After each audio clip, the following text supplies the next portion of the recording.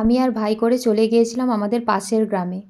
ওখানকার একজন খুব বড় করে অষ্টম প্রহর, সাথে রক্তদান শিবির, দুদিন ধরে প্রচুর লোকজনকে খাওয়ায়। এই যে সে কাকু এবং তার ছেলের ছবি। এছাড়াও মাঝে মাঝে অনেক সমাজসেবামূলক কাজই করে থাকেন।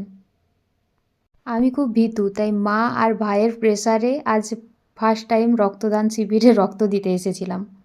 রীতিমতো জোর করেই রক্তটা দিয়েছি, কারণ ভাই আর মা চেয়েছিল এতে করে আমার সাহস হবে, কিন্তু সাহস তো হলোই না, উল্টে আমি অনেকবার অজ্ঞান হয়ে গিয়েছিলাম। ভাই তো আমাকে দেখে ভয় পেয়ে গিয়েছিল। তারপর যাই হোক, জ্ঞান ফিরতে ঠিক থাকতে সেখানে খাওয়া দাওয়া করলাম। তারপর বাড়ি ফিরে আসলাম, আর রাস্তায় আস্তে আস্তে এদেরকে দেখে তো আটকেই গেলাম। এত কিউট যে চটকে দিতে ইচ্ছা করছিল। ভাই আর আমি বলছিলাম যে একটা বাড়ি নিয়ে গেলে কেমন হয়, কিন্তু যেহেতু ওরা এখনও ছোট, মাকে ছেড়ে থাকতে পারবে না, তাই ওদের দেখেই একটু চোখের শান্তি করে নিলাম।